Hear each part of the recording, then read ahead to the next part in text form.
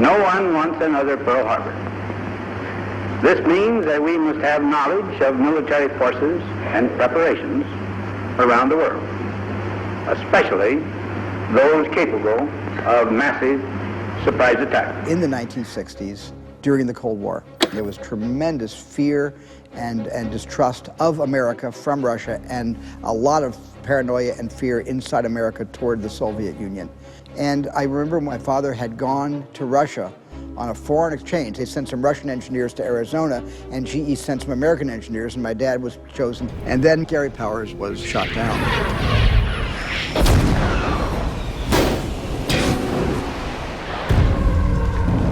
And my dad stood in line with 3 other associates because they were putting his flight suit, helmet, and the remains of the U-2 for everybody in Russia to see what America did. And a couple of Russian military approached my dad, asked for his passport and his friend's passport, saw they were Americans. He pointed to the U-2 and said, "Look what your country is doing to us." And he repeated that several times, terribly angry, and then handed them back their passports. And that was the end of it. I never forgot that story. I think what you did was plant the seed in your son's mind at an early age that this movie should be made. That's right.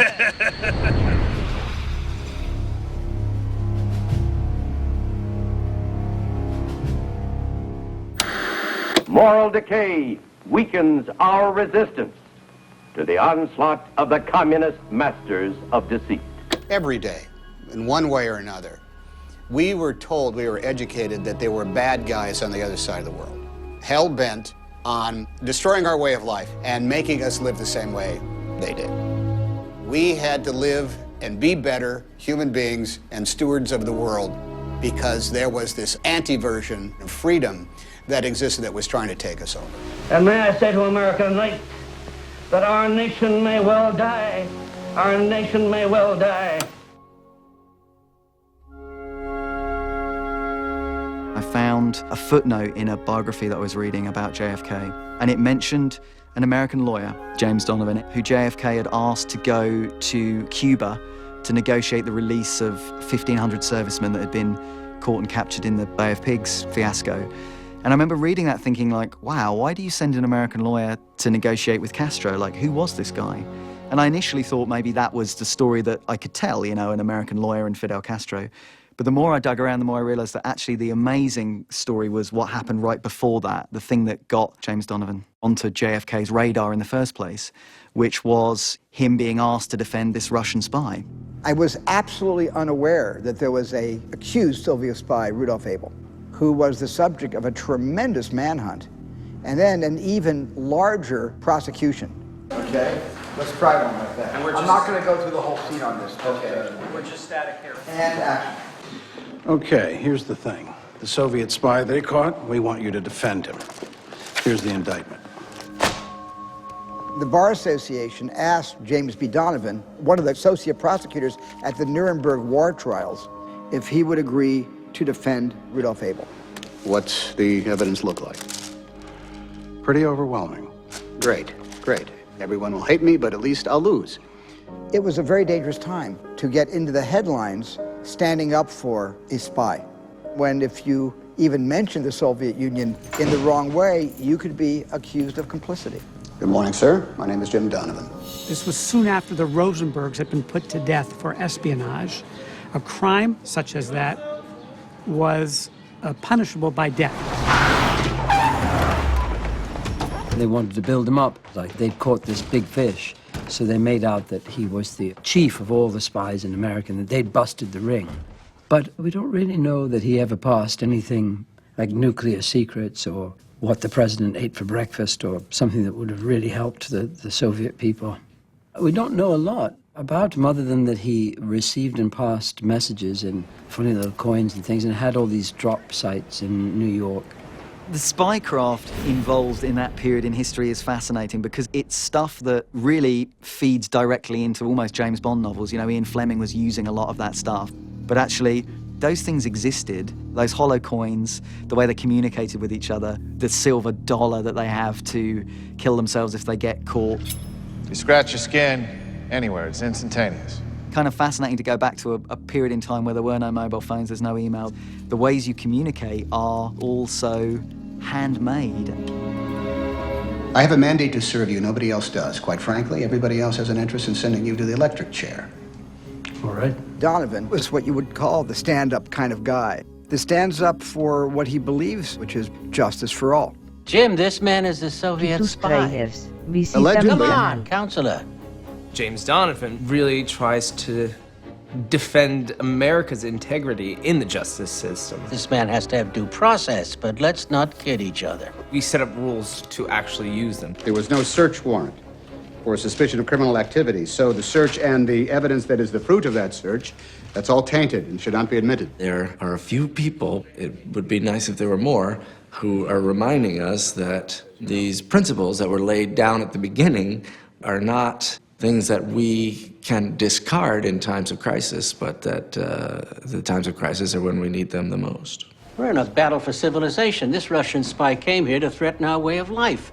It's all over our politics today about how do we negotiate the line between security and our principles. And you look back at this story from the 1960s, you see the same thing is going on. The defendant will please rise. He was in a very difficult position, and yet he had such dedication to the process of rule of law that he gave him the best defense he could, and a little better defense than everybody expected him to or wanted him to. We know the search is tainted, and Fourth Amendment issues will always weigh more heavily in an appellate forum. We've got a good shot. What the goddamn hell are you talking about? If you look me in the eye and tell me we don't have grounds for an appeal, I'll drop it right now. I'm not saying that. You know what I'm saying. Tom is saying there's a cost to these things, That's Jim. right. To both the firm and your family. He had incredible foresight and set aside fear of the masses in your own country, your own backyard, and your own family, your wife, saying, this is too dangerous a job. And he says, no, it's too important for the bigger picture, for the future. Everyone deserves a defense. Every person matters. Jim, what do we deserve? Do you know how people will look at us? The family of a man trying to free a traitor? I think the psychology of James Donovan's actions is the heart of it, the effect on an American family who've really not been in this world before. How did we do? In there, not too good. This case consumed him. He felt as though he was fighting for a good guy, not a bad guy. I mean, he was also a good guy personally, but also he was a good guy for what he stood for, even though he was a courier and a spy, what have you. I make a motion to set aside these guilty verdicts against the weight of evidence. Denied. This takes a man who is willing to go deep, deep, deep into the nuts and bolts of the law. And that requires a very special kind of attention, energy, but also faith in the nuts and bolts of the law that he had. The Cold War is not just a phrase. It's not just a figure of speech.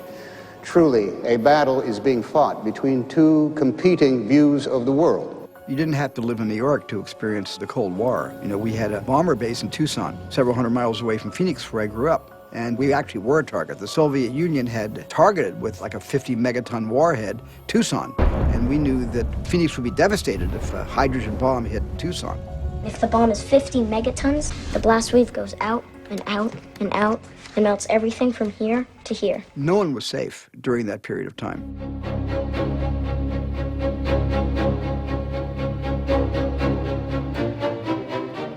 It shall be the policy of this nation to regard any nuclear missile launched from Cuba against any nation in the Western Hemisphere as an attack by the Soviet Union on the United States, requiring a full retaliatory response upon the Soviet Union.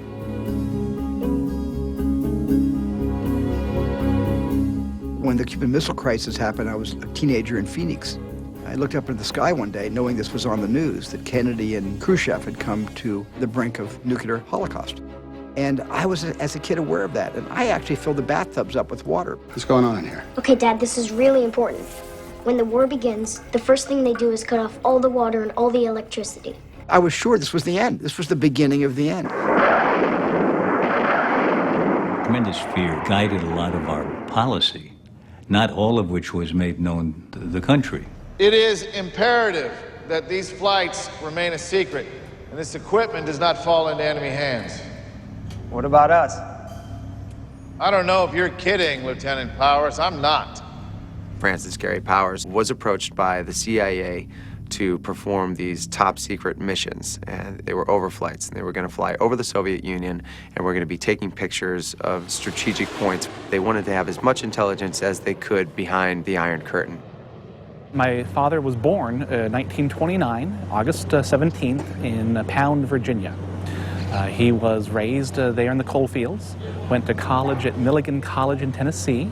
His mom and dad wanted him to be a doctor. They wanted him to go to medical school because doctors made a very good living. But my father wanted to be a pilot. He had that passion, that drive to be a pilot. So against his father's wishes, he enlists in the Air Force in 1950. Between 1950 and 1955, he was flying F-84s, one of the earlier jet models after World War II, recruited by the CIA to fly the U-2 spy plane, flew the U-2s from 1955 to 1960 when he was shot down. When the U-2 plane went down, it was a big scandal because we were not claiming to be watching them from the skies. When we admitted publicly that the U-2 belonged to us and it was on a reconnaissance mission, we were doing something that in a modern world, that was the only way we could find out, get any information on a closed society. Francis Gary Powers, на основании статьи 2 Закона СССР об уголовной ответственности за государственные преступления on criminal responsibility for state crimes. The room alone made my job very easy that day. I was surrounded by 400 people who didn't speak my language. They had portraits of Khrushchev and of Lenin, and it was all very intimidating to me. What you're reading is the actual transcript from the trial. That, what you said, what's on the paper is word for word what was said at the trial. And I just kept remembering this man and how alone he probably felt. And at the same time, this undercurrent of pride that I am the face of a nation at this moment, that I need to keep strong, that I have to take whatever they're going to give me and represent the United States in the best way possible. And it was a very straining day for me. I remember being so tired at the end of that day, and I didn't speak a single word. 10 years of confinement with the first 3 years to be served in prison. It was embarrassing to me and to the United States government, but I guess that we would have done the same thing if we had the opportunity. That's the way I look at it. The experience did have an effect on him, a profound effect. He ended up going through 3 months of interrogations. No physical torture, but a lot of mental anguish. Took my walks on top of this building. It was open on the roof, but with the high walls around it, and they were covered in tin, and some of the tin had rusted. And I had a spot there that a piece of tin was sticking out that I always thought that I could work off and make a knife out of to cut my wrist or something if things got really, too bad to stand. Well, my father was determined not to spill his guts, not to tell him everything he knew. So for the next 3 months of interrogations, he does the following. He tells the full truth when he knows they can verify the information in the press. Helps to give him credibility. Lies to him outright when he knows there's no way they can find out the answer. They got our guy, our spy pilot. We've got their guy. Prisoner exchange. I think that's what they're after. I didn't know anything about the Abel-Powers exchange. I knew about Gary Powers, but I didn't realize that something had happened subsequent to his capture, which was this very backroom exchange. We want you to negotiate the swap, but you're a private citizen, so it's not governments talking. So I act as a negotiator, representing... You're not representing anybody. Not a government official. You have no official standing. Our government avowed no connection to James Donovan. He was there on his own. They might try to throw you a curveball, try and get you to accept another prisoner other than Powers. Another American? In the process, he discovered that an American student, Frederick Pryor, had also been incarcerated by the East Germans. And somehow he made that part of the exchange as well. Forget this Ivy League boy who obviously thought it was a good idea to study Soviet economics in Berlin in the middle of the Cold War. I cooked up a thesis topic on communist countries and went to Berlin because they have a very good library there, and I could interview people in Eastern Europe. And West Berlin was a perfectly safe place to be. I spent most of my time on my dissertation.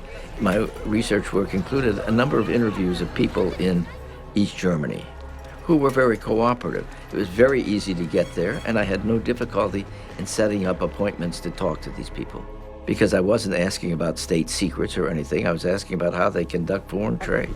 I was very careful on what I did and didn't do in East Berlin. My name is Frederick Pryor. I'm an economics student. Wirtschaft student. See? I knew I hadn't broken any laws, but that's not the way they saw it. They found a copy of my dissertation, and they immediately came to the conclusion that I was writing the report that would prepare a blockade of Eastern Europe.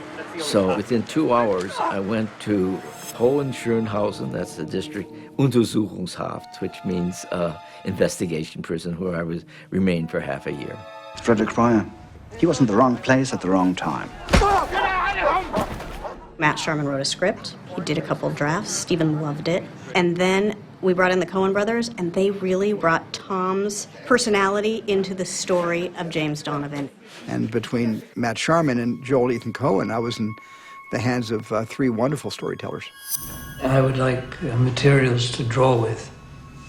That's not possible. Stephen wanted you to think about things. He wanted you to be involved in what was being said. And you hang on to what the bad guy is saying, but he's not really a bad guy. Mr. Donovan, you have men like me doing the same for your country. If they were caught, I'm sure that you would wish them to be treated well. One of the things I loved about this story was everybody you think should be wearing a black hat isn't necessarily wearing that hat, nor did they intend to. And so it sort of doesn't make it easy, especially when the film asks you to root for someone who is a spy against the national security of our nation. How could we possibly come out the other end of this experience caring about this person in the least? But in this case, we do. And that was a window for me to want to get involved in this.